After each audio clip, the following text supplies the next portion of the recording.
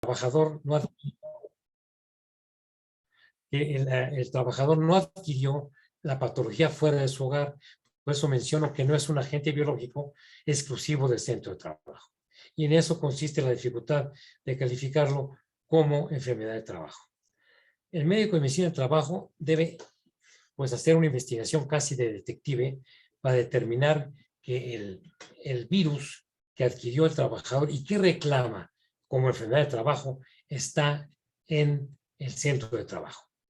Y el médico de medicina del trabajo debe destinar su decisión hacia lo establecido legalmente y lo justo. Y se puede decir, en este caso, se nos facilita mucho en los trabajadores de la salud, que estuvieron precisamente en el ojo del huracán. La siguiente.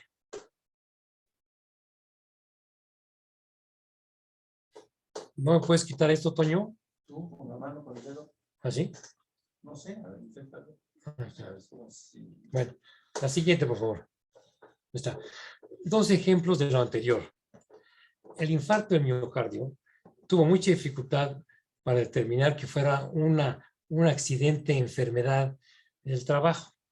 Hablo específicamente del Instituto Mexicano del Seguro Social, hasta que se logró y parcialmente reconocer que cuando un cirujano está realizando una cirugía y presenta un infarto, ahí se reconoce como un accidente, enfermedad, porque es multicausal un infarto de miocardio. Nadie puede decir que tenga una vida totalmente alejada del estrés y que únicamente en el trabajo y al operar tiene el problema. El problema de un infarto de miocardio puede ser originado por muchísimas cosas, muchísimas causas, por el tipo de vida y por muchas situaciones que no están en el trabajo. La neurosis también. Les menciono estos dos porque recientemente, bueno, antes de la pandemia, se reconoció la neurosis como enfermedad de trabajo. Yo me opuse cuando estaba yo en posibilidad de hacerlo, porque la neurosis no se adquiere exclusivamente en el trabajo.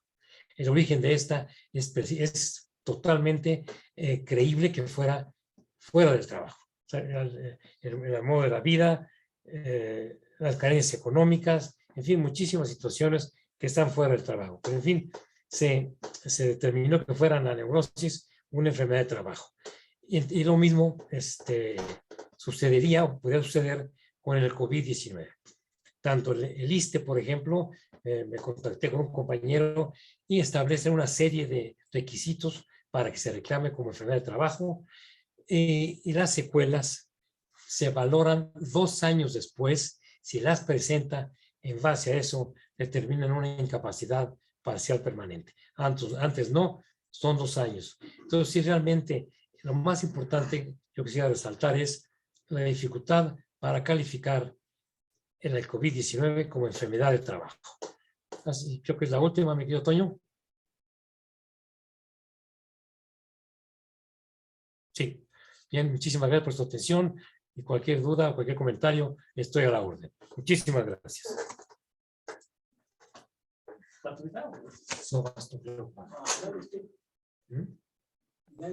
Muchas gracias, doctor Javier Franco. Pues al final dejaremos las preguntas y las dudas. Pues entonces pasaremos a la siguiente presentación. Bien, muchísimas gracias a todos ustedes. Permítame un momentito.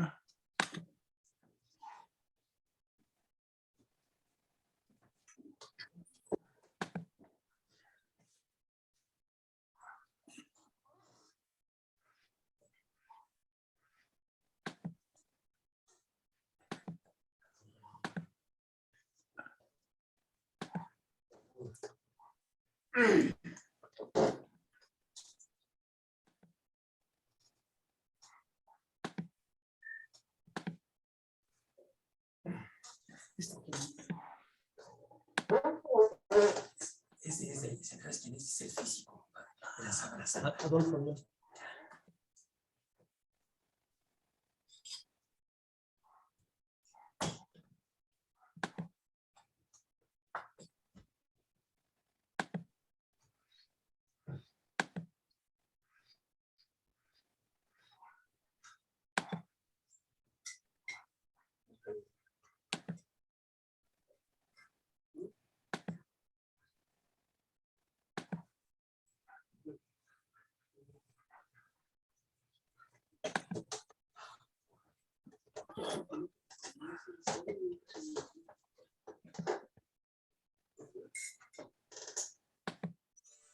Déjenme ver qué pasó con mi menú porque se me perdió.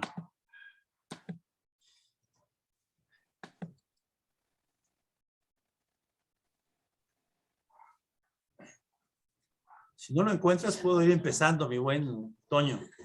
Sí, Yo tengo por escrito mi trabajo, entonces puedo ir haciendo alguna lectura, sí, adelante. como tú me digas.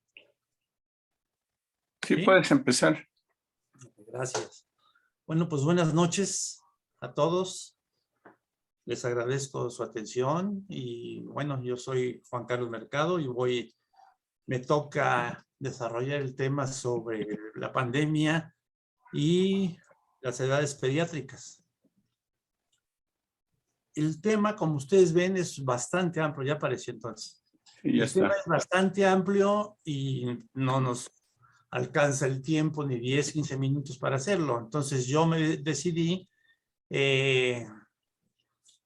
concentrarme en 3 o 4 puntos que son para mí claves para entender lo que es la pandemia y las repercusiones que tiene tanto en la familia como en la salud mental, como en los derechos humanos, definitivamente. Entonces voy a dar algún panorama que espero que sirvan para poner en la mesa la discusión que lo que ustedes consideren conveniente. La siguiente, por favor, mi buen. La siguiente. Entendemos que la pandemia, pues para nosotros ya lo dijo Javier, fue totalmente desconocida hasta diciembre de 2019, que fue cuando se detectó. Entonces, por lo pronto, pues, estábamos totalmente ante una enfermedad pues, desconocida en forma global, puesto que se instituyó una pandemia, y pertenece este virus a la familia coronavírica, que es altamente contagiosa y se detectó desde China en 2019. Para nosotros, en los grupos pediátricos, consideramos que pues, está invisibilizado, digamos, no se detecta, tiene poca prevalencia y una gravedad que no es importante, pero de estas características, desafortunadamente, pues van a incidir en que por esa invisibilización que se tiene, pues no se le toma muy en cuenta para hacer unas políticas públicas para su cobertura, para su protección. Sabemos que se transmite de persona a persona vía la saliva, de las gotitas que aventamos cuando hablamos o cantamos o gritamos, y sobre todo si estamos a menos de 2 metros de distancia. Y sabemos que la enzima convertidora de angiotensina que está localizada en el endotelio de las células es la vía de entrada a la célula, principalmente. Esos son los datos generales. La siguiente, por favor. Next.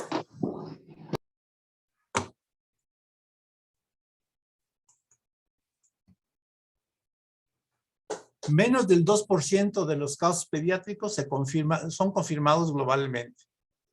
La hospitalización en niños es significativamente menor, que ya es menos del 1%, que a los adultos, ya que ellos representan como más del 100% por cada 100,000 habitantes. La mayor parte son cuadros clínicos insignificantes y pueden tratarse en forma ambulatoria y son alrededor de calificados como entre 45 a 90% de ellos. Han fallecido, según alguna nota, de 269 niños, que no es una bicoca, definitivamente, son graves, aunque haya sido uno, es suficiente para entender que es tremendo, pero, y generalmente de esos que se han muerto, 65% tienen comorbilidades, dado que la mortalidad en adultos en México por lo menos va de más de 300,000 casos. Entonces sí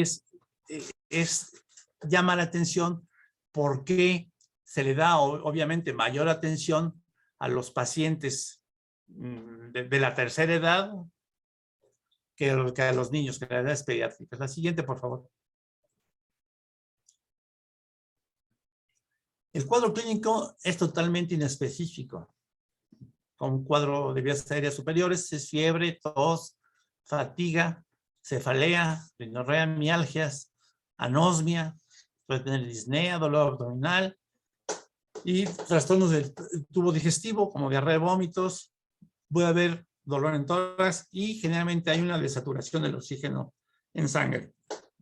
Es totalmente inespecífico. Claro que hay gravedades, muchas veces incluso pueden pasar asintomáticos, o sea que sí que no tienen ningún síntoma de esos, pero cuando ya empiezan, por alguna razón todavía inexplicable, que se empieza a hacer posesión, la réplica del virus en el cuerpo y empieza a dar síntomas más graves, pues en la siguiente, por favor, pues entonces tenemos que estar muy atentos a los signos de alarma.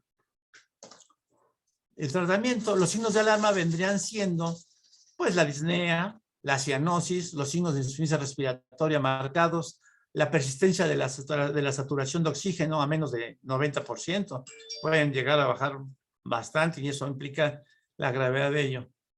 El tratamiento, en forma general, pues las medidas generales son vigilar su alimentación, que sea de calidad y saludable, vigilar la hidratación, su control de temperatura. Los signos de alarma ya los comenté.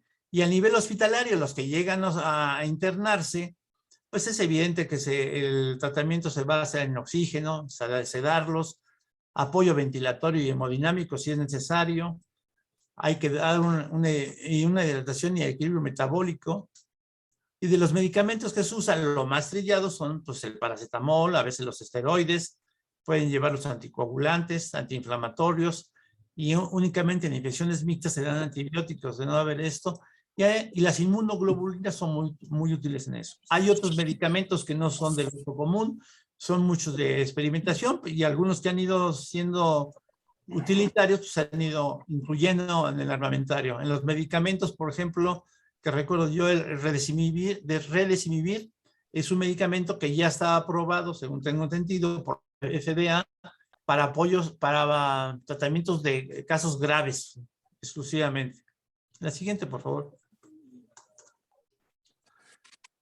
¿Cuál es la mortalidad que tenemos principalmente en niños? Pues está señalado pues, la obesidad, la hipertensión arterial, la diabetes mellitus, las enfermedades autoinmunes, las cardiopatías congénitas, el EPOC, insuficiencia renal crónica, el asma, enfermedades hepáticas, metabólicas, los pacientes trasplantados y la fibrosis quística del páncreas. Puede ser que haya otras porque también se presentan, pero probablemente tendría que hacer un registro más pormenorizado, pero los más significativos son los primeros 5. La siguiente, por favor. Desde el punto de vista de salud mental, es importante. Es lo que la define la OMS como que la salud es un estado de completo bienestar físico, mental y social, y no solamente la ausencia de afecciones o enfermedades. Puede ser que no tengan aparentemente, que tengan un completo bienestar físico, pero puede ser que haya afecciones también.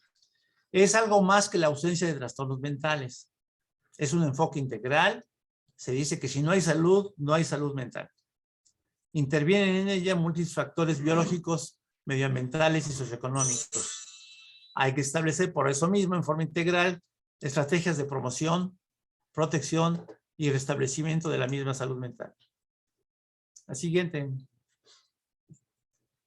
La OMS da algunos parámetros que me parecieron útiles para lograr una salud mental comunitaria, que puede ser hasta de familia inclusive. Por ejemplo, hay que mantenerse informado de todas las noticias, sobre todo, bueno, de la enfermedad obviamente, seguir rutinas que ya tenemos, no cambiarlas, reducir la exposición a noticias, por lo menos digamos a un rato en la mañana y un rato en la noche, no estar oyendo noticias todo el día, porque obviamente también hay que decir que hay lo que se llama una infodemia, que hay una gran exposición de noticias y muchas de ellas son verdades, pero muchas veces son falsas también.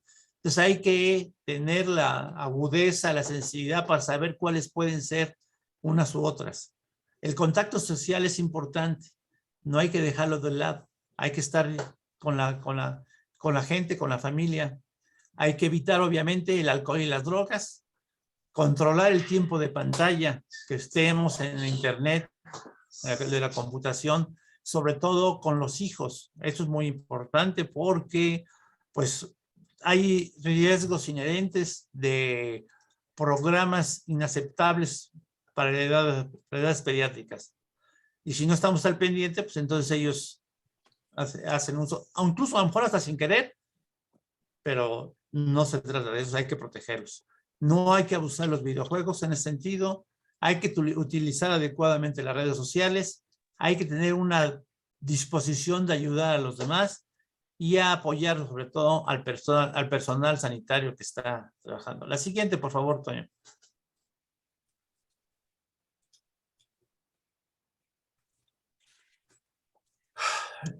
Un poquito de familia. Me interesa transmitir la gran importancia que tiene la familia en nuestra sociedad y más en esta pandemia. Yo siento que pues ahora sí que la familia es la receptora de todos nuestros angustias y buenos momentos, pero por ejemplo, yo pude catalogarla o dividir la funcionalidad de las familias o la disfuncionalidad de ellas. La funcionalidad yo la reporto como la parte sana o adecuada o útil de la dinámica de las familias, que entendiendo que es una organización jerárquica, sistémica y compartida entre todos, principalmente en la pareja. Ellos vienen siendo el pilar y los hijos vienen a ser los subsistemas, y si hay abuelos, pues también pertenecen, pero es una organización que debe ser jerárquica, sobre todo para el establecimiento de normas y reglas. El poder que se maneja por esa organización jerárquica, yo creo que de preferencia debe ser democrático, tipo horizontal, flexible y compartido, principalmente en la pareja. En unas cosas el hombre tendrá que tomar las riendas, pero en otras cosas la mujer también que toma las riendas, y también no dejar de escuchar a los niños, a los jóvenes, que tienen mucho que decir en esto. Si tenemos los límites bien definidos en lo que es las generaciones de los padres con la de los abuelos y aparte la de los hijos, es una gran ventaja porque nos permite interaccionar entre ambas generaciones, entre las tres generaciones que pueden ser o más. Nuestras funciones y roles deben ser claras y bien definidos. No es posible darle la autoridad que pueda tener el padre a uno de los hijos, porque entonces se desvirtúa y se favorece el caos dentro del sistema dinámico familiar. Hay que tener un buen control emocional de los afectos principalmente, tener una comunicación clara y directa y honesta. El uso racional de la tecnología debe ser del internet y la informática. Y aquí, ojo, muy bien, no debe cundir la violencia de ningún tipo, ni la psicológica, ni la sexual, ni la física, ni la patrimonial, de ningún tipo. La escolaridad, o sea, la asistencia escolar debe estar en orden y en forma progresiva de acuerdo a la edad que le corresponde. Se debe hacer un manejo racional de la economía. Y todo esto nos permitirá tener una visibilidad del grupo, o sea, del grupo familiar, que sepamos cuáles son sus prioridades, definitivamente. La siguiente, por favor.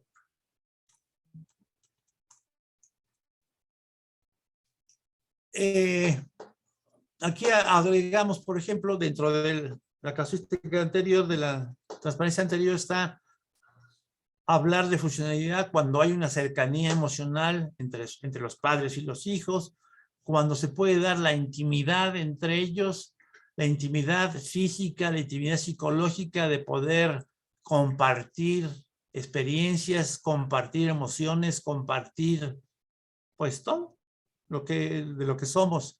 Y se da en un ambiente empático, o sea, no de quererlo corregir, sino quererlo escuchar y entender y a veces hasta ponernos en los zapatos de ellos.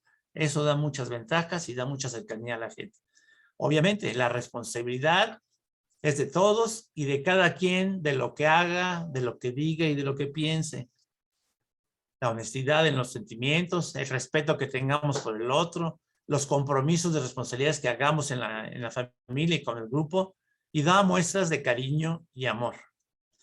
La resiliencia también aquí es una cosa muy importante, sobre todo en esta pandemia, porque la resiliencia consiste en tratar de superar los problemas, a pesar de que sean problemas muy graves y fuertes. El ser humano tiene la capacidad de recuperarse perfectamente bien de ello, en cualquier tipo de situación. Todo esto nos permitirá tener la visibilidad, obviamente, del grupo que estamos diciendo. Y por último, no dejar soslayar los derechos humanos, que de la familia es en el primer sitio donde se deben de promover, se deben respetar, proteger y difundir. La siguiente, por favor. Aquí están unos aspectos de la disfuncionalidad. La jerarquía, como estamos comentando, está perdida, es caótica, no hay límites vistos entre los subsistemas, así como el que quiere dar orden son los hijos o los abuelos, haciendo a un lado a la pareja. Eso da muchos problemas. Es un manejo anárquico del poder. Cuando no se manejan bien las emociones, se va de la ira al odio, a la agresión, etc.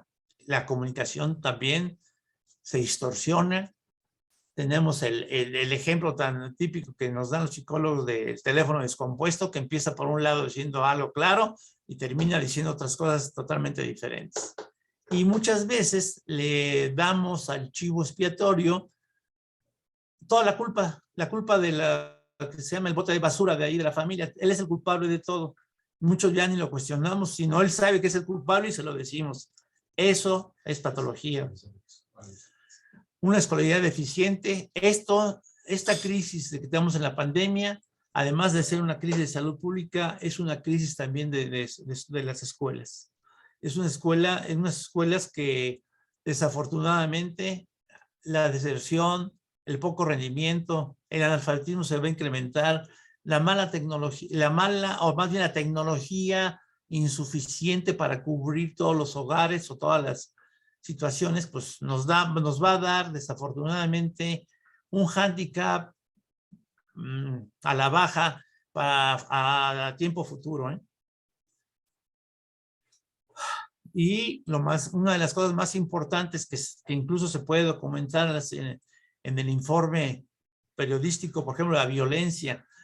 Los índices de violencia se han incrementado en forma desproporcionada, tanto la psicológica como la física, la social, la sexual, etcétera. Se ha incrementado, obviamente, por ese mismo, la cantidad de divorcios, de suicidios en la época adolescente, e inclusive de feminicidios. Esto está documentado. Hace 2 o 3 días en el periódico sale que la cantidad de feminicidios que han ido brotando en estas fechas, principalmente en estas fechas, y todo se atribuye pues al confinamiento, a que nos acercamos. Incluso puede haber también en estos aspectos consumo de drogas y adicciones. O sea, si hay consumo de drogas, puede haber, si ya estaban más o menos rehabilitados, pueden recaer fácilmente otra vez. Y puede haber incluso actos delictivos como robos y pleitos y índices de criminalidad. La siguiente, por favor, Toño. Así brevemente, por ejemplo, hablando un poquito de derechos humanos, se ve que, los derechos humanos que están conculcados en esta ocasión pues, son el derecho a la salud y el derecho a la escolaridad, fundamentalmente. Aquí en la versión dice, la infancia no es la cara de esta pandemia. Cara se puede interpretar como la imagen. En realidad, esta pandemia está más bien enfocada a los adultos, a una visión adultocéntrica, más que a los niños, porque ya dijimos por qué, porque tienen poca resonancia, tienen poca prevalencia y no son tan graves. Pero eso no quiere decir que no sufran y que no vayan a tener repercusiones a futuro. Hay gente que piensa que a futuro van a ser los más afectados, pues por la deserción escolar, por la violencia que se ha dado. desafortunadamente. Como no son visibilizados y aumenta la discriminación, se exacerban las desigualdades y se dan las fallas estructurales de la misma, prevaleciendo la visión adultocéntrica, siendo los grupos infantiles con un valor futuro e ignorado. Tienen valor a futuro, pero en el presente están ignorados. Los impactos indirectos de esta crisis impiden un pleno ejercicio de los derechos, como son la salud, la escolaridad, la integridad, la identidad, el pertenecer a familias, que sea una vida libre de violencias, el ocio y esparcimiento, entre otros derechos. Por tanto, la infancia es marginada, vulnerada y violentada y cargará en el futuro el mayor peso de los efectos negativos de la pandemia. La siguiente, por favor. Creo que con eso di yo, por lo menos dentro del esquema del tema que me ofrecieron desarrollar, creo que son los puntos más importantes. Seguramente se pueden profundizar y ampliar más esos aspectos. De eso estoy seguro, pero para el fin del debate y para el fin de este panorama en 10 a 15 minutos, pues espero haber satisfecho su curiosidad y sus expectativas. Muchas gracias. Gracias, doctor.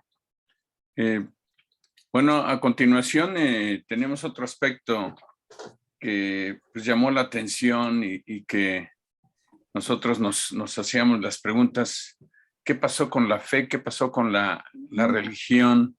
¿Cómo impactó esta pandemia los aspectos espirituales?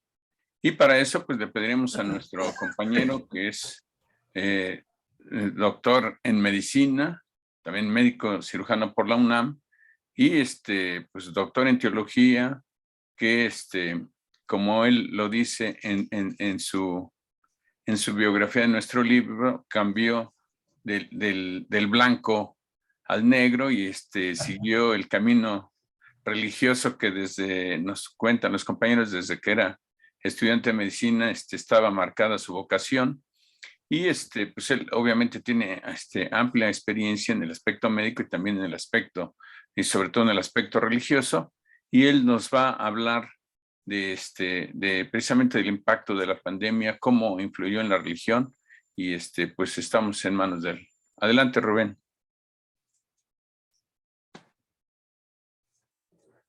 No se te oye. Activa tu micrófono. Ya está. Ahora sí. Adelante. Muy bien. Bueno, pues buenas noches. Agradezco a mis colegas del Colegio Médico Cultural Esculapio su amable invitación a participar en esta mesa de estudio y reflexión. Los 10 minutos que me han concedido solo permitirán hacer un resumido esbozo de un tema importantísimo que requiere de muchas horas para ser estudiado con seriedad científica: la religión en la vida del ser humano en el siglo XXI. La religión es la relación personal que el ser humano, cada uno, establece con Dios. Es una realidad connatural a todo hombre y mujer. Todos y todas sabemos, en el fondo de nuestra conciencia, que existe Dios, a quien debemos adorar.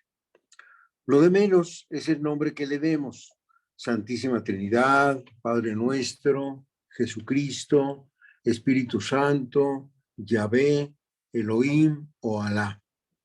Y tanta es nuestra necesidad de Dios que cuando algún ser humano no acepta la existencia del Dios verdadero, inventa ídolos a los cuales adorar, aunque sabe que no son el verdadero Dios. Todas las civilizaciones han inventado ídolos y el mundo moderno también los tiene: el ídolo del dinero, del poder, de la violencia, del sexo, el alcohol, la droga, etc. Todas las idolatrías dañan profundamente al ser humano, pues lo apartan de la verdad y de la salud física y mental. En cambio, la religión verdadera enaltece al ser humano. Hago mías las palabras de un gran santo contemporáneo, San José María Escrivá, fundador del Opus Dei, que dice: la religión es la mayor rebeldía del hombre que no tolera vivir como una bestia, que no se conforma, no se aquieta, sino trata y conoce al Creador. Nos quiere Cristo, hijos de Dios. Esclavitud o filiación divina. He aquí el dilema de nuestra vida.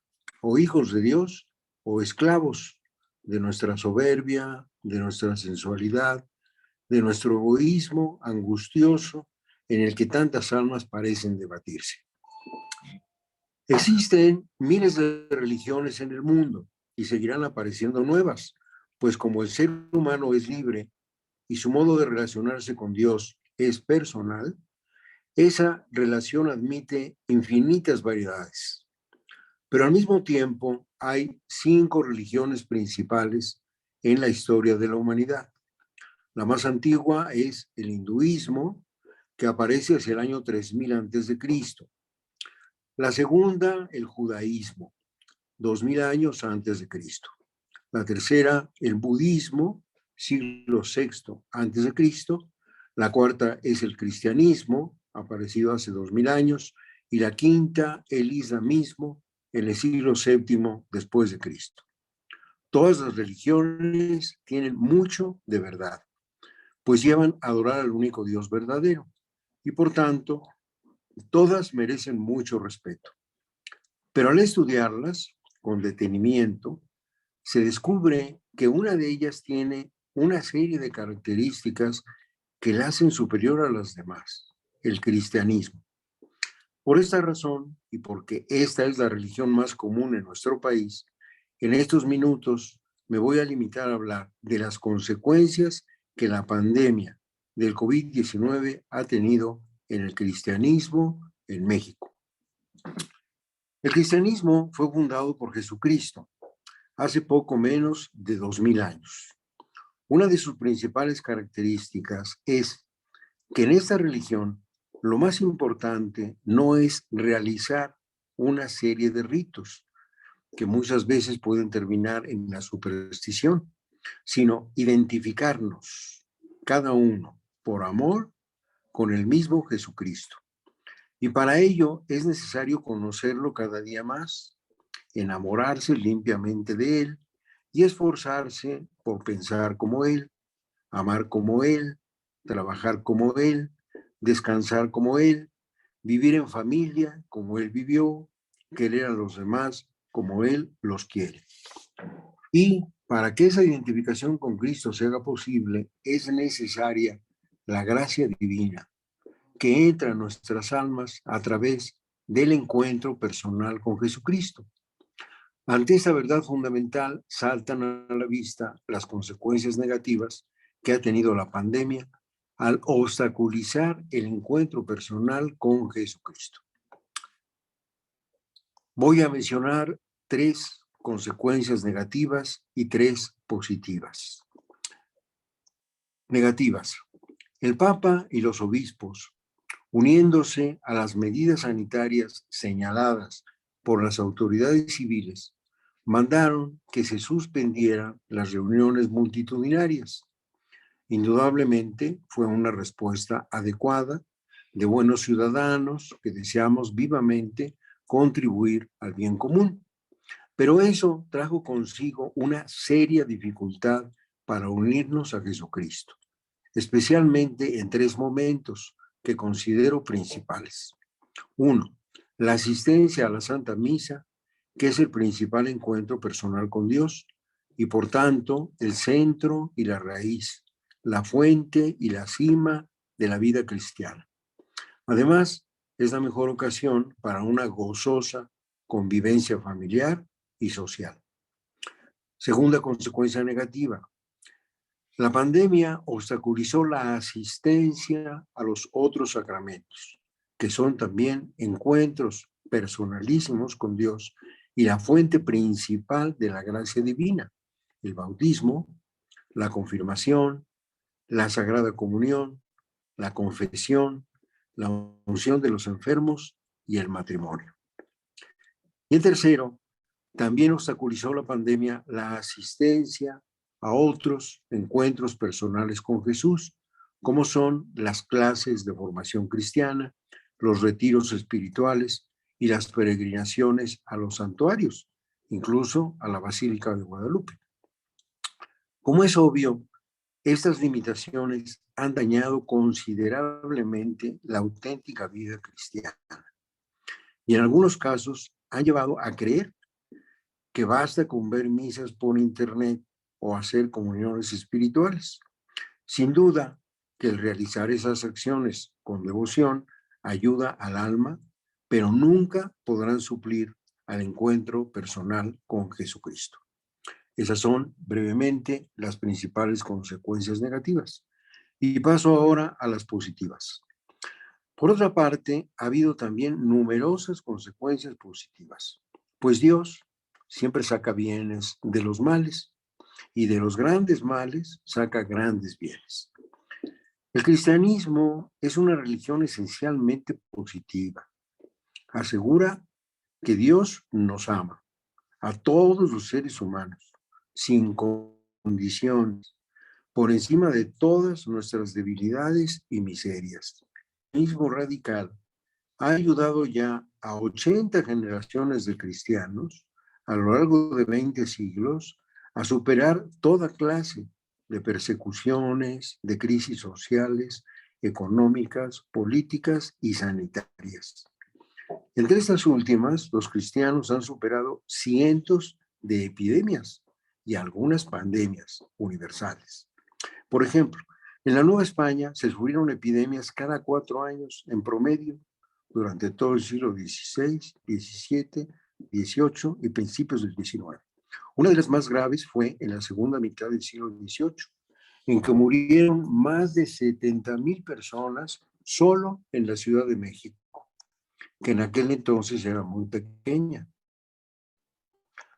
También ahora, 3 consecuencias entre las demás que podría mencionar, pero por ejemplo, 3 fundamentales positivas que me parecen las principales. Primero, la pandemia del COVID-19 ayudó a que muchos cristianos descubrieran que nos habíamos acostumbrado a vivir la religión con tibieza y nos ayudó a decidirnos a vivir nuestra relación personal con Dios, a rezar y a pedirle a Dios que te acuerde de nosotros.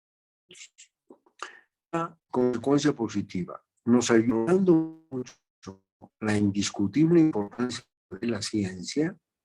Al mismo tiempo debemos tener presente que es Dios el que nos concede la salud y la vida como unos dones divinos. Y por tanto, es necesario que oremos más, suplicándole que nos conceda esos dones de la salud y de la vida. Y tercera consecuencia positiva, nos ayudará a recordar que tenemos que valorar más a todos los seres humanos y especialmente a nuestros seres cercanos y vivir con ellos una vida más llena de alegría y fraternidad, con mayor respeto y cariño limpio, que se traducen en vivir más a fondo lo que la fe católica llama las 7 obras de misericordia espirituales. Son enseñar al que no sabe, dar buen consejo al que no necesita, corregir al que está en el error, perdonar las injurias, consolar al triste, sufrir con paciencia los defectos de los demás y rogar a Dios por los vivos y los difuntos. Y también las 7 obras de misericordia corporales: dar de comer al hambriento, dar de beber al sediento, dar posada al necesitado, vestir al desnudo, visitar al enfermo, socorrer a los presos y enterrar a los muertos.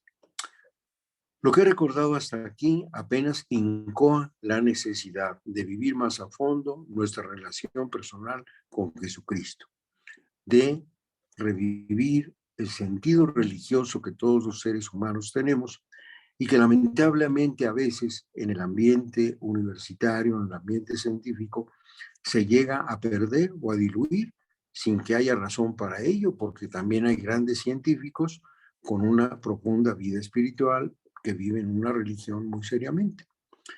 Bueno, pero ese tema ya de entrar en la relación personal con Jesucristo es muchísimo más rico, ancho y profundo de lo que hemos visto en estos momentos. Ojalá que más adelante tengamos oportunidad de estudiarlo más a fondo en eventos que sigan organizándose por estas dos instituciones académicas a las que tengo el honor de pertenecer, el Colegio Médico Cultural Esculapio, siglo XXI, y la Sociedad Mexicana de Ciencias, Artes y Fe. Muchas gracias. Muchas gracias, doctor y padre Rubén. Creo que es muy bien condensado y muy bien sintetizada esta presentación. Discutiremos al rato algunos aspectos. Pasaremos a nuestro siguiente tema, pues va muy de la mano con lo que se está hablando, porque pues muchos y algunos de los que están aquí padecieron la enfermedad, pero todos tuvimos en un momento dado el miedo a contraerla y a sus principales consecuencias, porque sabíamos que si nos daba, no sabíamos si iba a ser nuestro último tiempo, y realmente el impacto psicosocial y emocional pues ha sido en todo el mundo y prácticamente en todas las personas, por el temor a la enfermedad y también por las consecuencias que trajo el encierro, el confinamiento y algunas consecuencias de las que habló Juan Carlos Mercado. Entonces, para hablarnos de este tema, nos acompaña la licenciada Angélica Franco. Ella es psicóloga clínica, es tanatóloga, tiene especialidad en terapia de contención, tiene licenciatura en maestría preescolar, ha trabajado en Casa Hogar para Niñas, la Casa Hogar para Niñas Graciela Subirán por 10 años, y también ha trabajado como apoyo y acompañamiento en el pabellón de cancerología de terapia intensiva de la Clínica 35 del IMSS en Monterrey, Nuevo León, con pacientes terminales de cáncer, mujeres y niños y familiares. Directora y coordinadora de la primaria Abraham Lincoln, Aristocal en Puerto Vallarta, Jalisco. Y igualmente pues da terapia clínica particular en diferentes clínicas de psicoterapia en la Ciudad de México, Monterrey y Puerto Vallarta, con lo cual tiene ya 30 años de experiencia, y ella es egresada de la Universidad del Valle de México. Entonces, sin más preámbulos, Angélica, la palestra es tuya. Gracias. Muchas gracias y buenas noches a todos. Mucho gusto de estar con ustedes por primera vez aquí en este grupo, encantada, y les agradezco mucho la invitación. Pues lo que a mí me toca y me compete ahora hablar es precisamente de las repercusiones psicológicas y emocionales que nos ha traído la pandemia, y efectivamente pues creo que abarcamos hasta ahorita de lo que yo he estado escuchando, de la parte laboral, de la parte que habló el doctor Mercado también, y la parte del padre Rubén. En gran medida la psicología pues abarca todo esto. Yo quise hacer una semblanza o un compendio de lo que en los últimos 2 años precisamente ha estado surgiendo en efectos psicológicos, porque efectivamente no estábamos preparados con una situación así, una repercusión psicológica. Todos estaban empezando a prepararse para tratar el COVID como la enfermedad como tal, pero no estábamos preparados para las repercusiones y las secuelas y consecuencias psicológicas, emocionales. Bueno, vamos a empezar por entender que las principales alteraciones y más habituales están siendo la ansiedad, la depresión, el estrés, el insomnio, los sentimientos de soledad y los trastornos postraumáticos en varios de los pacientes que estamos empezando a tratar. Los más vulnerables y los que más están sufriendo estos efectos están siendo las mujeres, los niños y los adolescentes y la población médica. Son los que más estamos repercutiendo con esto. Durante el pico más alto de la pandemia, efectivamente hubo como urgencia a tratar la enfermedad y como les comento, los aspectos psicológicos los dejaron de lado o los empezamos a dejar de lado y los estamos viendo, los estamos entendiendo ahora. Y los estamos estudiando nosotros los terapeutas sobre la marcha porque están surgiendo diferentes efectos de los que no estábamos acostumbrados a tratar dentro de un proceso psicoterapéutico. Ujú. Aunque el aislamiento social durante la pandemia resultó efectiva para salvaguardar la vida, no ha sido así para la salud mental. De inicio no se contempló que traería muchísimas consecuencias, incluso a nivel familiar, ya que al aislarnos nos obligó a reestructurar la dinámica familiar en muchísimos sentidos. Y creo que esto es algo muy importante que ha repercutido.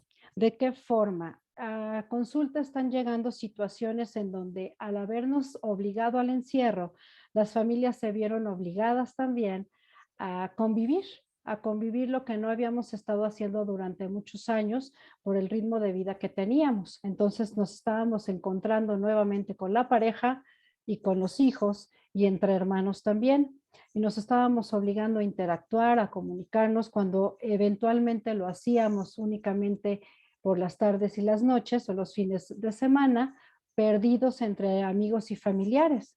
Entonces el convivir 28/7 nos empezó a generar muchísimos conflictos. Sobre todo la pareja fue quien empezó a tener esta repercusión. ¿Por qué? Porque dejaron de conocerse y tuvieron que empezarse a comunicar y enfrentar problemáticas de los hijos que probablemente estaban capoteando de alguna manera, pero no los estaban abordando. Ujú. Entonces, esto empezó a generar mucho conflicto en las familias y empezó a haber un desorden sistémico. Como bien dijo el doctor Mercado, empezaron a romperse los límites, a romperse la comunicación y a verse perdidas también las figuras de autoridad en cuanto a que los muchachos, los adolescentes y los hijos imponían de alguna manera lo que se determinaba en reglas y normas que empezaron a romperse en la dinámica familiar.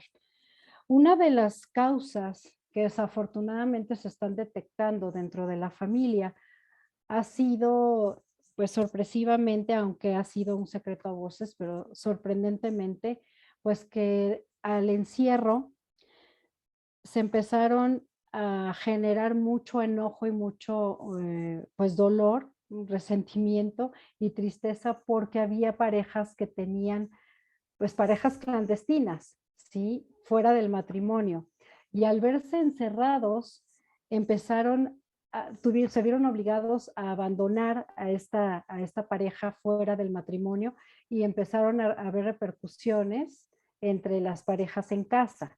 Y esto está generando en gran medida separaciones y divorcios que evidentemente está repercutiendo en los hijos. ¿De qué manera en los niños? Pues los niños se sienten muy desconcertados porque en algún momento vieron una familia funcional, formal y normal, ¿verdad? Y ahorita con la ruptura familiar, al irse uno de los dos, pues está generando sentimientos de abandono y de soledad, sobre todo el tener que convivir y cohabitar con la pareja que se queda, en este caso en gran medida las mamás, que están viviendo un doble duelo por la pérdida de la pareja, que no aguanta el encierro. Por otro lado, los adolescentes están viviendo varios duelos porque han tenido que dejar la escuela, a los compañeros de vida y a sus parejas, que en gran medida en este momento son compañeros importantísimos y significativos por la etapa adolescente por la que están viviendo, son refugio de ellos y son su contención, además de que previamente hubo situaciones de pleito y de convivencia con papá y mamá y que si alguno de los dos abandona el hogar, se sienten culpables. Otra de las consecuencias más significativas durante la pandemia, que está repercutiendo, en gran medida a nivel emocional, es la pérdida por muerte de familiares y amigos. que al estar en el encierro, pues solamente los dejamos de ver y nos hemos ido enterando de que están muriendo. Y entonces los ciclos no se están cerrando adecuadamente, no está habiendo el ritual o los protocolos a los que estamos acostumbrados cuando alguien muere o estamos acostumbrados a que está enfermo. Esto ha sido de manera, pues, fugaz, ha sido incierto, ha sido inesperado. Entonces, las familias están viviendo muchas pérdidas y muchos duelos que en el encierro no ha sido posible sobrellevar ni sanar. Las manifestaciones psicológicas negativas que se están manifestando en consulta con mayor frecuencia están siendo los trastornos emocionales como la ansiedad, la angustia, la distimia, la depresión, el estrés, apatía, irritabilidad, insomnio, estrés, ira, agotamiento emocional. Esto a manera general. Los adolescentes están presentando una apatía impresionante y una apatía a lo académico. No se están conectando con lo que la escuela está demandando. Incluso los maestros están presentando niveles impresionantes de depresión también al encierro y no están transmitiendo lo que se necesita para que los adolescentes tengan esta conexión con ellos en lo académico. Por eso también está habiendo mucha deserción. Los niños están perdiendo muchísima capacidad social para relacionarse con los compañeros y las maestras. Estamos teniendo situaciones en donde los niños han pasado de preescolar a primaria sin conocer a los compañeros, sin conocer a las maestras, sin haber cerrado su ciclo preescolar, primaria, primaria, secundaria, y ha repercutido muchísimo en lo emocional porque hay compañeros que han desertado y no han vuelto al colegio a ese nivel. Y también, obviamente, la situación de los padres que han tenido que perder o han perdido trabajos, y esto genera muchísima ansiedad y tristeza a nivel familiar y genera disfuncionalidad al mismo tiempo. El impacto psicológico en el personal de salud también se ha visto evidenciado. ¿De qué manera? Impacta a niveles de estrés muy alto, porque se han visto rebasados, se empiezan a sentir vulnerables, no están sintiéndose capaces de rescatar al paciente que está enfermo por la incertidumbre de la enfermedad, lo incierto de todo esto, y además porque están perdiendo y han perdido varios compañeros de trabajo. Se sienten muy vulnerables, como les comento, y los está rebasando el miedo también. Están entre la muerte y están tendidos en que pueden ser los siguientes, obviamente, dentro de esta situación de dolor. Aquí la población médica está teniendo niveles muy altos, así como estrés, pero también de depresión. Y como tienen muy a la mano también esto de automedicarse, están llegando también a situaciones complejas de adicción y alcoholismo. Entonces también ahí tenemos un problema. Nuestros médicos se nos están enfermando de todo con el COVID. El impacto psicológico en nuestros niños y adolescentes también estamos teniendo muchísimos problemas. Los niños están presentando conductas regresivas, están presentando retrocesos importantes. Los niños que ya habían tenido el control de esfínteres pues consolidado, están teniendo enuresis, están presentando enuresis, terrores nocturnos, están intentando nuevamente simbiotizarse con mamá, no quieren romper nuevamente el vínculo, no quieren regresar a los colegios, y están teniendo niños de segundo y tercero de primaria que tendrán 7, 8 años, están balbuceando, incluso están teniendo retrocesos significativos en el habla y sobre todo están dejando de leer y de escribir, están como que queriendo que nuevamente se les vuelva a estimular.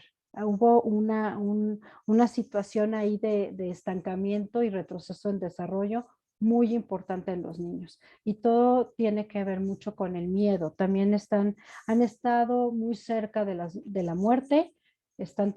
Hay muchos huérfanos de COVID, que ese también es un problema en el que estamos enfrentando.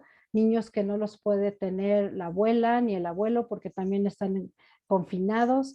Los tíos no se pueden hacer responsables porque no hay la economía suficiente y están pues prácticamente a la deriva, muchos de nuestros niños ahorita. Los adolescentes están enojadísimos con lo que está pasando, no lo pueden controlar, están utilizando consoladores como el alcohol, el cigarro, las drogas, y algo que estamos notando también, además de los electrónicos, que es donde se refugian mucho, pues está habiendo problemas de masturbación en exceso, tanto en adolescentes mujeres como en hombres, y se están lastimando bastante. Están entreteniéndose prácticamente con la masturbación, que es algo que para nosotros está siendo muy nuevo y estamos intentando trabajar con esto. En cuanto a los adultos mayores, es una población sumamente vulnerable, pero también se han sentido muy discriminados. El hecho de que no se le quiera atender o se le dé mayor importancia de atender en esta enfermedad, en esta pandemia, al joven y abandonar al adulto mayor, ha generado depresiones altísimas y el adulto mayor también se ha tenido que ver obligado a no convivir con las familias. El no estar cerca de los nietos y de los hijos les ha generado altos niveles de tristeza, depresión y que también estamos encontrando en los abuelitos, pues que están inclinándose al alcohol y al tabaco. Se están dejando morir y se están abandonando porque las familias después de estos 2 años de pandemia han dejado de estar con ellos.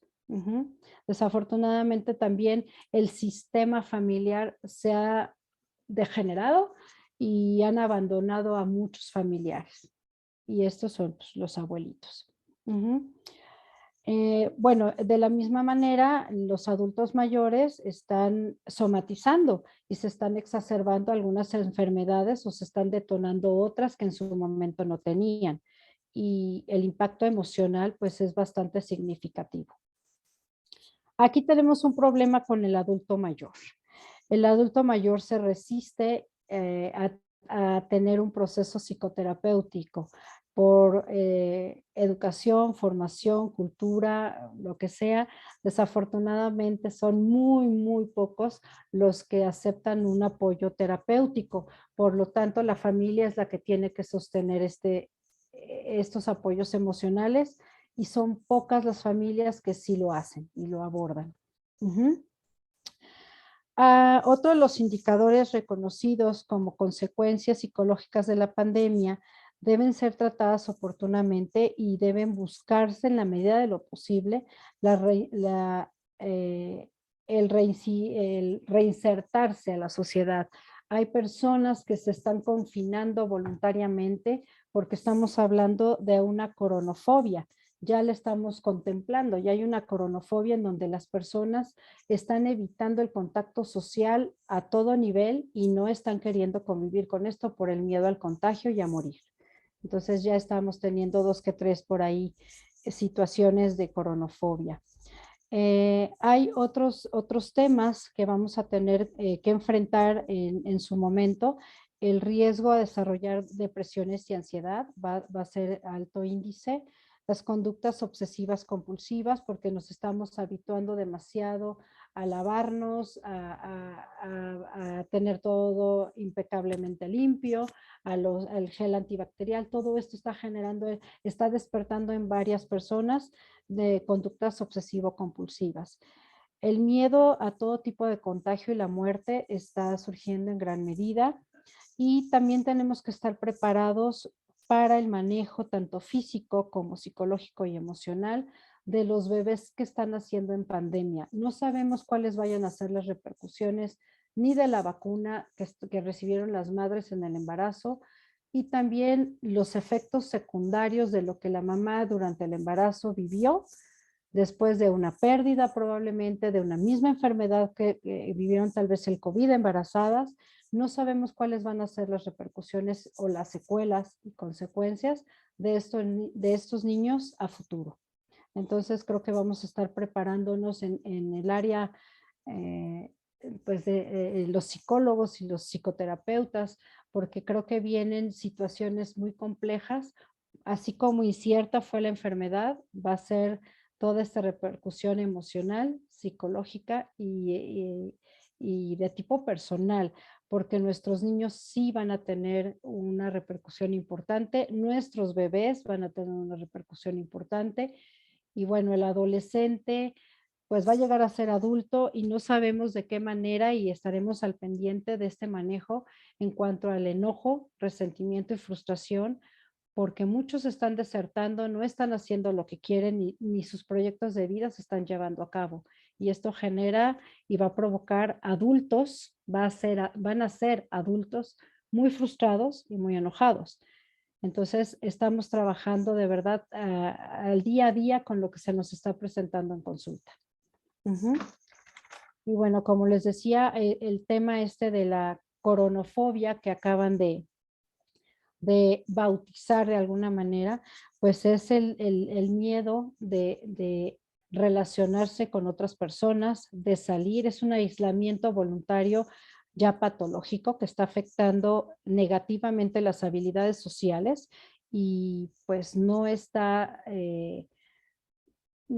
pues nos está afectando severamente a niveles importantes, a nivel social. Y pues no, por mi parte es todo y sigo a sus órdenes para cualquier duda o pregunta al final del debate. Muchísimas gracias. Muchas gracias, Angélica. Muy interesante presentación Gracias. y la verdad es que pues todo lo que has puesto en claro, pues yo creo que todos lo estamos entendiendo. Muchos hemos pasado por algo. No hay, yo creo que nadie que haya pasado por alguna de estas alteraciones Sí, que nos sí, has así es. mencionado. Muchas gracias. Gracias. Gracias a ustedes. Vamos a pasar a nuestra última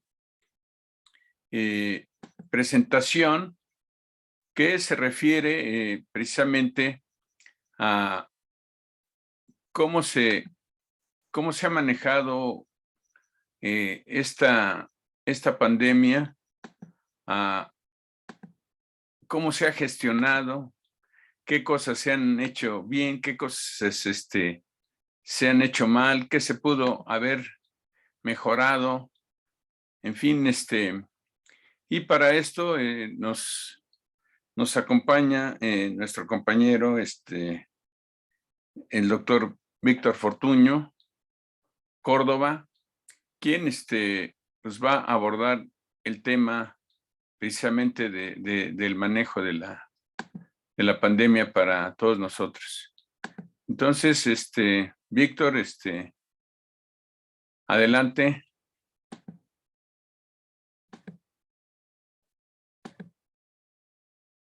¿Puedes abrir tu micrófono? Bueno, gestión de la pandemia. Y el título es aciertos, que lo pongo en chiquito, y errores, que lo pongo en grande. Porque francamente aciertos hay muy pocos. Sí, primero agradecerles al colegio, a la directiva que me haya invitado, porque la última vez tuve que dar la conferencia o la plática en el estacionamiento, llovió, se perdió el boleto. Bueno, fue un relajo terrible. Siempre me ha de pasar algo en mi vida y por eso me divierto mucho. Pero bueno, la siguiente, por favor. El primer error que hubo fue el mensaje sobre el uso del cubrebocas, que fue insuficiente, fue malo. Desde el presidente que no usa cubrebocas, desde el doctor Gatell, que tampoco lo usó, y que además la información que se da inclusive en la Secretaría, aquí por ejemplo en el Estado de México, dicen usar cubrebocas o ¿cómo se llama? O careta. No, no es lo mismo, mi querido amigo del Mazo, no es lo mismo. Entonces, ni siquiera la autoridad supo qué ordenar. Entonces, ¿qué sucedió? La siguiente, por favor. La siguiente es, la mascarilla hizo que los ciudadanos se pusieran a discutir que si es bufanda, que si no es bufanda. Yo voy a un club ahí a hacer ejercicio y encuentro la gente que usa caretitas, mascarillas que nada más le tapan la boca, mascarillas que inclusive dentro del gimnasio, mascarillas que usan como bufanda. Sí, y realmente se olvida que la principal vía de transmisión son las gotas, después los aerosoles y por último la participación de las superficies. Y si ustedes van a este club que yo voy, todo el mundo que llega a la caminadora lava perfectamente bien todo donde se toma uno y donde todo lo demás, pero con descubierta la nariz. Entonces, ¿de qué sirve tanta lavada, tanto trapo y tanto desinfectante? Pero en fin, ¿por qué la población rechaza la mascarilla? Porque la rechaza ser viva por RU y hay que dar mucho cariño. La siguiente.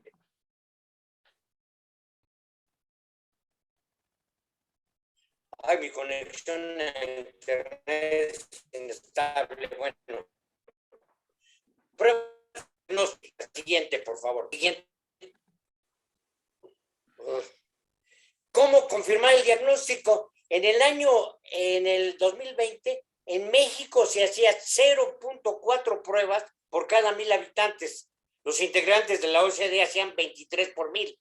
Las restricciones a instituciones privadas se mantuvo para pruebas. O sea, los privados, los maléficos, los fifís, no pueden hacer pruebas, solamente el pueblo. Inicialmente se aceptó la PCR y luego no aceptaban las pruebas rápidas como el antígeno. Ahí había confusión entre pruebas rápidas de antígeno, el sacarle sangre para ver los anticuerpos, que eso definitivamente para hacer el diagnóstico no sirve. La siguiente. Hubo los mensajes contradictorios al inicio de la epidemia, consecuencia de detección tardía de la infección. Cada quien tenía una teoría respecto a esto. Y los pacientes llegaban a hospitales en fase muy avanzada. Ya veremos por qué. La siguiente. ¿Qué recomendaban los expertos? PCR en los centros de asistencia primaria para casos sospechosos, pruebas rápidas y estudios de cero prevalencia, pruebas gratuitas semanales de reporte inmediato para el personal. Y claro, los únicos que pudieron luchar y ganar fueron los laboratorios que ampliaron de 25,000 a 100,000 muestras semanales. La siguiente. El sistema Centinela, pues el sistema Centinela no era para esta epidemia. Todo el mundo sabe, Dios mío, todo el mundo sabe cuál es el sistema Centinela, ¿verdad? Y entonces es escoger, seleccionar hospitales muy especializados y demás, pero no da una idea de lo que es una pandemia. Tenían que haber sido un sistema de vigilancia, no el Centinela, sino el activo. Hay 3 tipos de sistemas: activo, pasivo y Centinela. El que debían haber utilizado es el activo. Esto limitó la identificación, el contacto, el seguimiento y el aislamiento de cada caso, y no se aprovechó la experiencia que había de Asia y de Europa. La siguiente, por favor. Manejo de áreas, la siguiente. Y esto también, los que alguna vez tuvimos que ir al hospital, ya sea porque a trabajar o en el sentido de ir a llevar a algún paciente, algún enfermo, ilusoria y favoreció la falsa sensación de seguridad. Mayor transmisión entre el personal de salud fuera de las áreas COVID. Sí, porque una vez que salía uno del área COVID, pues, ¿cómo estás, mano? Y demás, ¿no? México tiene el triste récord de ser el país con más mortalidad entre el personal sanitario. En las áreas COVID son muy estrictos los protocolos, o eran muy estrictos, pero en el resto de los servicios podían llegar pacientes asintomáticos y el trato era diferente. La siguiente. Eso no lo dice. El confinamiento. Esto también fue genial. Empieza la epidemia el 20 de enero del 2020. Inician las conferencias televisivas dando a conocer la situación epidemiológica de nuestro amigo Gatell, López Gatell. No era necesario cancelar eventos masivos, ni suspender las clases, ni restringir los vuelos del extranjero o cierre de fronteras. Que se enfermen los fifís de Europa, que se enfermen los asiáticos, pero no van a llegar a nosotros, que somos un pueblo sabio y fuerte, pueblo azteca, de bronce, en fin. Entonces era muy difícil eso, no podíamos esperar. Pero claro, llegaron los primeros que venían de viaje de otros países y pues les damos las gracias que nos hayan contagiado. La siguiente, por favor. México estableció entre el 23 de marzo y el 19 de abril la jornada de sana distancia, que a veces hay que empujar al que está atrás, ¿no? ¿Verdad? Porque si no, ¿por qué no se mueve ese señor? Pues no me muevo porque estoy en la sana distancia. Mucha gente no entendió lo que era eso. Se cerraron los establecimientos no esenciales, los bares, los restaurantes, etcétera, ¿no? Que este cierre todavía está controlado, eso sí, ya abrieron para emborracharse, ya abrieron para comer, ya abrieron para ir al cine, pero para ir a la iglesia, cuidado, hay que echar mucho, ¿cómo se llama? Mucho gel antibacterial y cuidado la sana distancia y eso, porque ahí sí a la iglesia es mejor que vayan separados, ¿no? Pero al ir a un restaurante, pues abrazos, besos y todo. El 14 de marzo se extiende el periodo vacacional escolar, el 14 de marzo de ese año, primero al 20 y luego al 30 de abril. La siguiente. Permanecer en casa, la indicación fue permanecer en casa hasta que te estés petateando. Esa fue realmente así, traducido al cristiano del pueblo sabio, fue eso. Ya cuando sientes que estás muy mal, córrele. El resultado final fue el congestionamiento de hospitales con pacientes muy graves. Yo tuve a mi consuegro, pues relativamente grave, yo creo no muy grave, y aunque tiene 82 años, y cuando hablé con todos mis cuates de mi generación y les dije, oye, un hospital, todos llenos. Y uno por ahí que fue compañero mío me dijo, ¿sabes qué? Trátalo tú, pero pues yo cómo lo voy a tratar, pero bueno, lo tratamos, etcétera. Pero porque no había. Y el viejín, bueno, y un poquito más viejo que yo, por eso le digo viejín, pues mi querido consuegro, salió adelante, gracias a Dios, no a mí. La siguiente. Y el semáforo, pues fue un cotorreo. Rojo era no salgas si no es estrictamente necesario. Naranja, si puedas, quédate en casa. Amarillo, más actividades, pero con precaución. Verde, podemos salir, pero con precaución y prevención. O sea, al final, yo lo pongo, el semáforo fue de todos colores y realmente a veces el rojo podías ir a emborracharte a una cantina y a veces en el verde no se te permitía, en fin, realmente no se entendió o no lo explicaron bien. La siguiente. Mortalidad, la siguiente. Defunciones de médicos, 4,517 hasta octubre del 2021. El médico, 45% de médicos se fueron.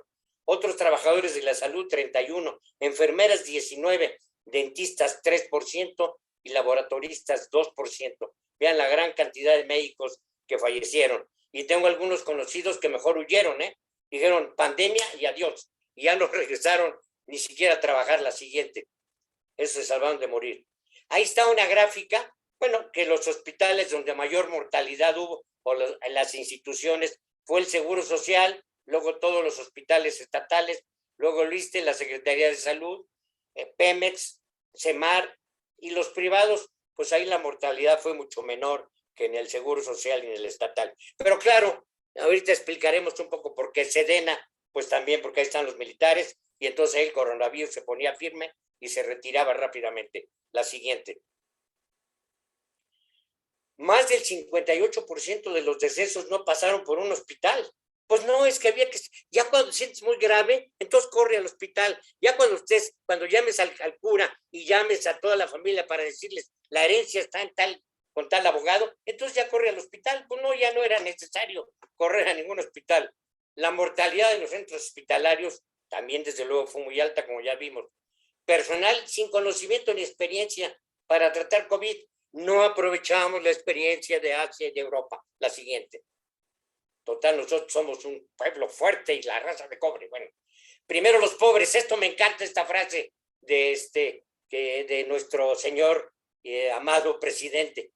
Primero los pobres y el 94%, y no se quedaron atrás. El 94% de los mexicanos muertos eran obreros, amas de casa y retirados en condiciones económicas adversas. La mitad de ellos no había terminado la primaria. 92% de los decesos ocurrieron en instituciones públicas de salud y solamente el 2% en hospitales privados. ¿Qué prefieren ser pueblo sabio o fifí? Chairo o fifí. La siguiente, por favor. Gran esfuerzo. Claro, hubo esfuerzos en la contratación de 44,000 profesionales. Algunos expertos, que de todas maneras siempre hay criticones, como yo comprenderé, aseguran que se necesita el doble de estas cifras solo en la red primaria, o se necesitaron, más bien la siguiente. Crearon nuevas instituciones hospitalarias. Mis respetos para todo lo que hizo Banamex, ¿verdad? Esa institución Banamex que hizo todo ese hospital y demás, ordenado por el gobierno, dirigido por un médico que ahora no recuerdo el nombre, pero que hizo las cosas extraordinariamente bien, hay que reconocerlo también. Pero como vuelvo a repetir, son aciertitos ahí. Este es un aciertote, pero se convierte en aciertito porque no hubo muchos errores. La siguiente. Información actual, un poco diferente a la que presentó nuestro compañero Franco, pero en fin, positivos estimados 5.882.000, confirmados 5.605.000, negativos confirmados 9.065.849. La siguiente. Y luego la otra cifra, que es pues para que cada quien escoja la que le guste. Decesos por COVID, de acuerdo a la Secretaría de Salud, 321.115. Si contamos además los del registro civil, 162.000, que sumados ambos nos dan 483.151. Esto está sacado de mi querido, ¿cómo se llama? Periodista, Ciro Gómez Leiva, que allí todas las noches pone las cifras. Lo que no pone son el exceso de defunciones, que eso corresponde al INEGI, y vamos en 660.000. Entonces ustedes pueden escoger las cifras que gusten y ya de ahí sacan ustedes conclusiones de si la pandemia se manejó bien o mal. En el exceso de defunciones no todos murieron de COVID, hay algunos que murieron de otras cosas. Yo me acuerdo de mi hermano que tenía cáncer de próstata y que en paz descanse, cuando fue a consulta, pues no había servicio porque pues estaban todos en COVID. Y entonces, salió un cirujano ahí que lo atendió, que lo único que le decía, ay, Pepe, no te apures, total, pues así vas, ahí vamos. Y se murió, sí, ahí vamos, directo al panteón. La siguiente, ahí se quedó mi hermano. Vacunas, ya vamos a terminar, no se apuren. Vacunas. Es una urgencia resolver las insuficiencias del Programa Nacional de Vacunación. Creo que el doctor Mercado nos explicará más, si hay alguna pregunta de eso, respecto al desabasto de biológicos de las vacunas para los niños, ¿no? Yo veo ahí mi cuate en la clínica, el pediatra, pues que no conseguían todas las vacunas, inclusive para la influenza no tenían la de 4, sino nada más la de 3, etcétera, la de 3 cepas, etcétera. La siguiente. La vacuna se ha convertido en un símbolo del fin de la incertidumbre y el regreso a la normalidad. La sociedad transita entre la esperanza y el temor de vacunarse. ¿Por qué? Por todos los antivacunas y porque además los médicos no explicamos bien y porque además la Secretaría de Salud tampoco explica bien y que si me pregunta, doctor, ¿y si me puse la de Pfizer, me puedo poner la de la de Seneca? Pues sí puedes, pero es que un fulanito me dijo que no, otro que me dijo que sí, y en fin, la cosa, como decía algún experto, la cosa es vacunarse, aunque sean vacunas diferentes, la tercera dosis, pero vacúnense, pero hay gente como un tenista muy famoso y muy sangrón que no se vacunó. El objetivo es manejar la expectativa y temores de la población. La siguiente. Y para manejar los temores, los médicos deberíamos recordar algo de farmacovigilancia, explicarle que sí va a haber muertos y sí va a haber gente que le dé coágulos en el cerebro por la vacuna y le den muchas cosas, pero que se vayan a la cantidad de millones de vacunados. Y entonces entenderán que no son tan malas las vacunas, que va a haber uno que otro. Lo que pasa es que es muy difícil explicar. Pondré un ejemplo. Yo hace como 35 años se murió en la clínica donde voy, se murió un paciente que lo inyectaron una penicilina, perdón, no complejo, iba a decir, una penicilina, se murió y se murió de choque anafiláctico y le mandaron a que lo inyectó, ¿verdad? Porque no llevaba receta y claro, lo inyectó y pues estuvo mal. Pero explicarles que un choque anafiláctico por penicilina es 1 en 1.000.000, pues no lo va a entender la persona, los familiares del que se murió, pero en fin, aquí tienen ustedes las vacunas, ¿cómo van? En México se han administrado 184 millones, completamente vacunados 79.200.000 fulanitos. es un porcentaje del 61.4%. Y ahí vienen los demás, no vamos tan mal en cuestión de vacunas. Sin embargo, la siguiente, como dirían, la siguiente, si eres tan amable. Sin embargo, como decía uno en la televisión, y mis vacunas, papi, falta que vacunen a los niños a partir de los 5 años. Claro, aquí nuestros científicos pues dicen que no hay que vacunar a los niños. La Sociedad de Infectología Pediátrica se está conformando, y espero que lo haga en serio, para pedir que los niños de 5 años en adelante sean vacunados, ¿verdad? Pero en fin, la siguiente. Y finalmente la última, faltaba la cereza en el pastel. La ivermectina. La ivermectina, muchos de los que estamos aquí, incluyéndome a mí, ¿verdad? La usamos. Pero no dijimos que si no, nunca pudimos saber decir que era un estudio clínico. Era el medicamento que decían allá en algunos países de Europa y luego algunos gringos que era muy bueno. Pero claro, tenía que salir doña Claudia Sheinbaum a decir que era un estudio clínico, ¿verdad? Y no saben, la ignorancia, ahí es donde se demuestra la ignorancia. Es que hicimos un estudio, no hicieron ningún estudio.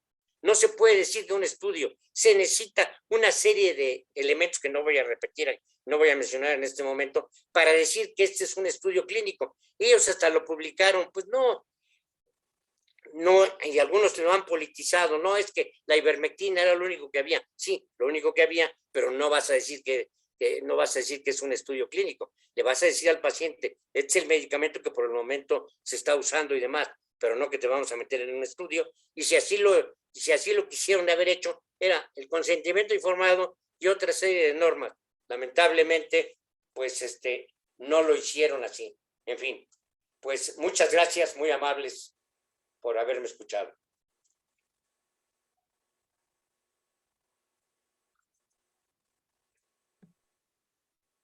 Muchas gracias, Víctor. Muy claro. Pues entonces abrimos el foro para opiniones y preguntas.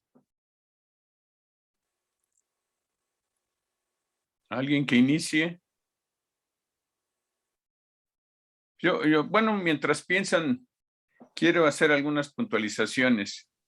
La primera, en cuanto a los trabajadores de la salud, según fuentes de la Comisión Internacional de Salud y Seguridad en el Trabajo, han muerto 9,000 trabajadores de salud.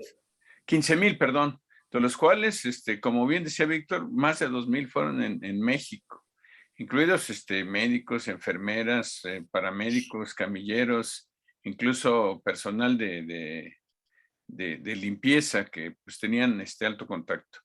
Otra de las grandes errores fue en México, y eso yo creo que es algo que se tiene que ponderar, es que viendo lo que había sucedido, lo que estaba sucediendo en los países europeos, no se previó proteger al personal sanitario. Yo creo que era una cuestión fundamental haber tenido los equipos necesarios para proteger al personal sanitario, los equipos de protección personal, que eran muy importantes.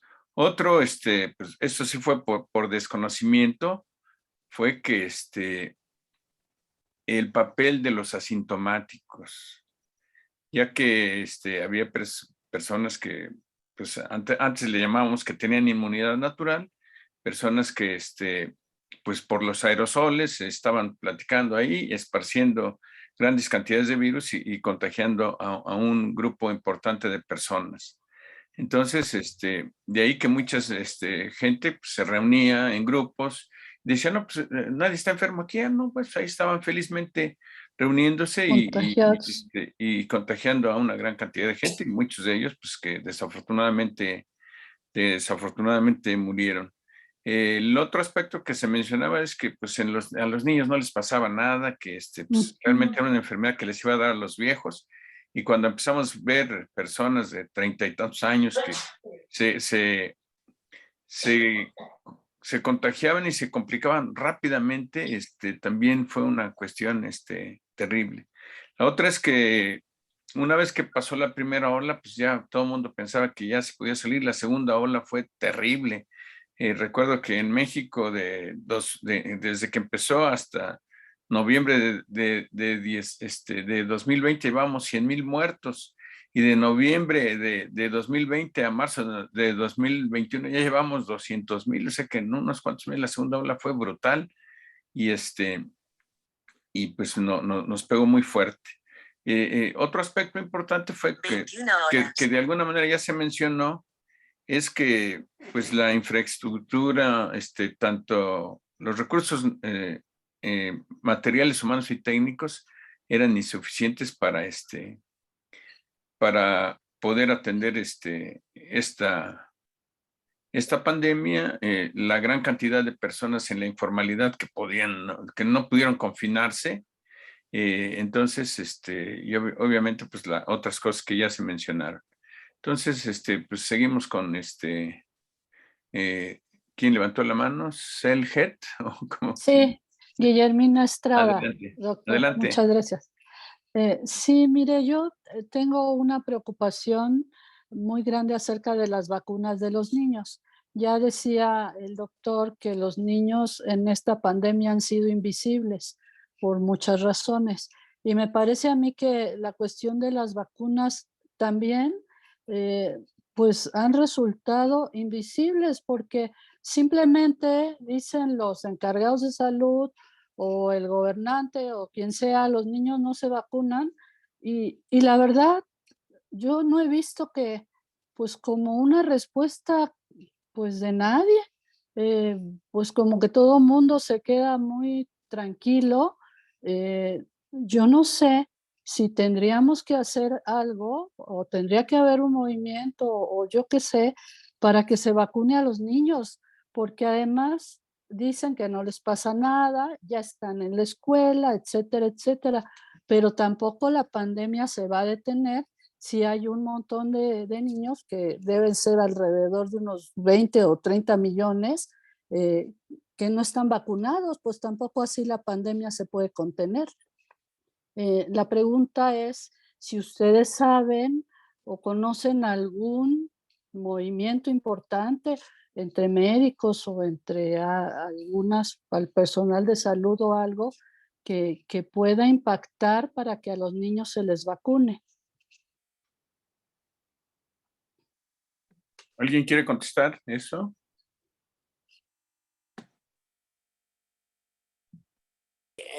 Probablemente la que pueda hacer algo es la Sociedad de Infectología Pediátrica. Ya se estaban movilizando para hacer algún llamado al gobierno, porque sí es muy importante, ¿no? Habría otras, como la Academia Nacional de Medicina, pero bueno, un día de estos me van a meter a mí en la mañanera por las críticas que hago, pero definitivamente la Academia Nacional de Medicina debía hacer algo, yo no sé para qué sirve. Exacto. Antes, cuando era joven, decía que eran puros viejitos, ahora ya no puedo decir que son puros viejitos porque ya me tengo que incluir, ¿no? Pero, Sí. pero es increíble, ¿no? Cómo la Academia Nacional de Medicina no funciona y no funcionan muchas otras. El mismo mexicano, los mexicanos no estamos muy unidos, ¿no? Yo creo que no necesitamos ni la Sociedad de Infectología Pediátrica, ni echarle No, a la Academia Nacional de Medicina, sino nada más somos muy buenos para lamentarnos. A lo mejor aquí Angélica nos podría explicar por qué somos campeones. Nos lamentamos y lamentamos, pero no hacemos nada. Eso es lo más grave del asunto. exactamente, sí. Pues yo con mucho gusto, pues ayudaría o entraría si esta academia de infectólogos hace algo, pues yo me apuntaría para estar apoyando. Y supongo que habrá por ahí algunas otras abuelas y madres y padres que les importa que se vacunen los niños.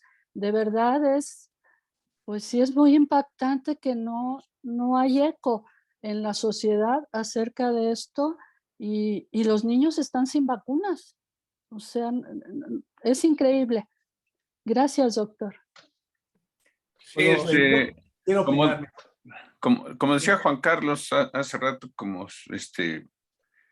no se ha visibilizado, pero siempre estamos esperando que las cosas se agraven para tomar acciones. Exactamente. El gobierno sí. mexicano ha dicho, bueno, es que la Organización Mundial de la Salud no ha recomendado que se vacunen a los Mentira. niños.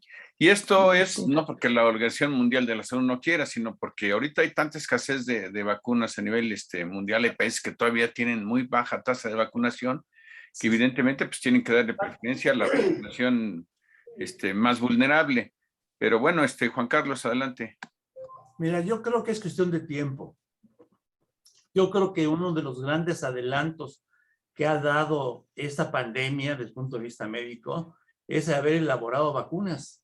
Una enfermedad que no conocíamos y en menos de 2 años, lo cual es inédito. Nunca antes se había conseguido que hicieran vacunas en menos de 2 años y ya las tenemos. Y ya se empezó a poner en todo el mundo. Claro que hay muchos que hacen en muchas áreas, pero yo creo que cuestiones de tiempo, no es por, yo no creo que sea por ideología, yo creo que más bien es por escasez que nos han puesto, que se han enfocado a ponerlo en los adultos, en los viejitos, nos han puesto a todos. Y bueno, pues no, la labor no es fácil. La labor para vacunar a 200 millones de mexicanos, como ha sucedido, pues llevó una logística que, bueno, nos podrá haber gustado o no, pero se llevó a cabo y fue aparentemente, bueno, yo creo que es un éxito definitivamente en sí de la pandemia. Yo creo que sí se están poniendo vacunas, incluso sé de algunos casos que han demandado incluso a nivel legal, se han amparado para que les pongan vacunas y se las han ido poniendo. No es por, no, yo no creo que sea por capricho, es lo que yo creo, pero puedo estar equivocado. Yo creo que también que dentro de la elaboración de las vacunas se hacen grupos de ensayo, pilotos para irles poniendo vacunas y ver qué resultados tienen, qué efectos colaterales tienen, si tienen secuelas o no. Y una vez que tienen, generalmente eso duraba de 2 a 3 años. Ahorita lo están haciendo al vapor y en menos de 6 meses, 1 año, ya están sacando resultados. Yo creo que es el tiempo que a lo mejor después de eso ya van a empezar a vacunar. Ese es lo que yo pienso, pero puede estar equivocado. Bueno, hay que puntualizar algunas cosas.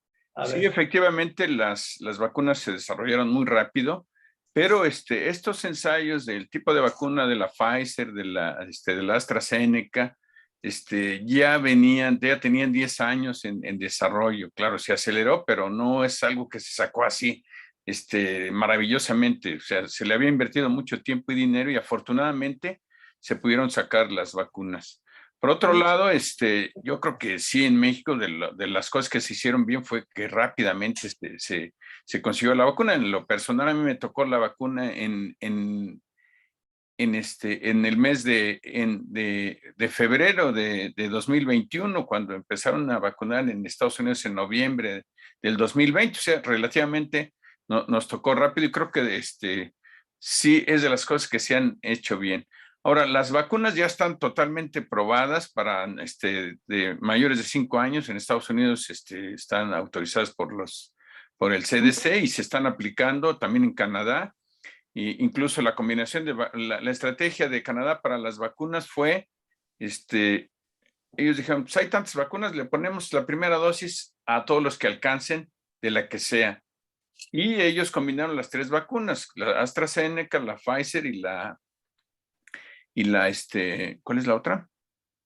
AstraZeneca, Pfizer y hay Sputnik también. No. Moderna.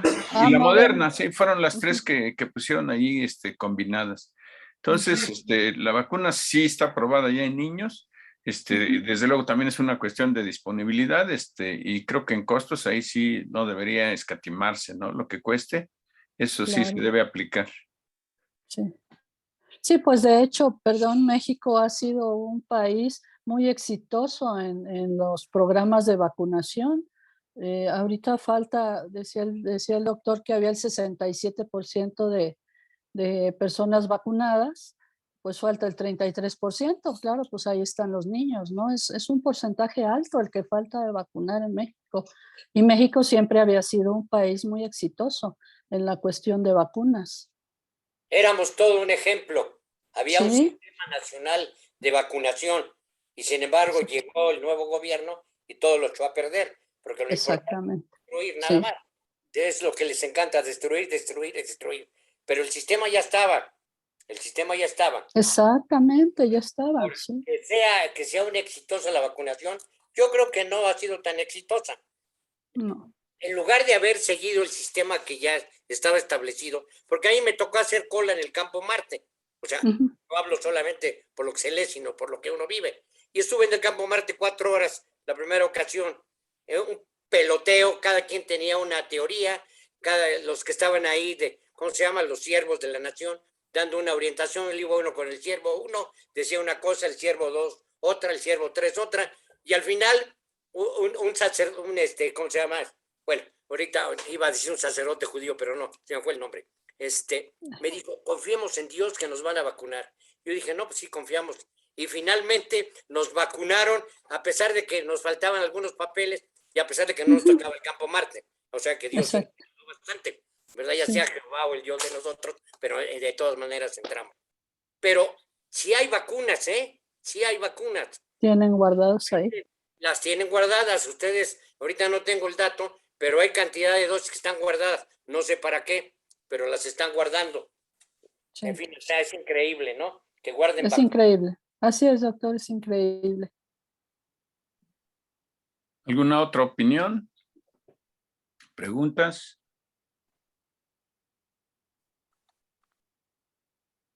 ¿Nadie más? Solamente acuerdas la cena, pero no, cada quien en su casa, yo creo. Bueno, pues si no hay más preguntas, les agradezco mucho a nuestros expertos su participación, sus puntos de vista, a nuestros colegas del colegio y a nuestros colegas también de la asociación hermana de nosotros, la cual preside nuestro compañero también y Rubén, que también pues, nos acompaña en nuestra mesa directiva. Muchas gracias a todos ustedes y pues nos vemos pronto y los estaremos convocando a una nueva reunión. Gracias. Muchas Muchas gracias. gracias. Muchas Muchas gracias. Buenas Muy noches. Buenas noches a interesante. todos. Gracias. Buenas noches, gracias. Gracias. Hasta luego. Bye, bye. Gracias. Hasta Bye. la próxima. Buenas noches, adiós. Claro. Salí. Ya. Angélica, Ronnie, Marta. ¿Ya ves? ¿Le doy otra vez? ¿Le doy otra vez? No se me hizo aburrido. Ahí está.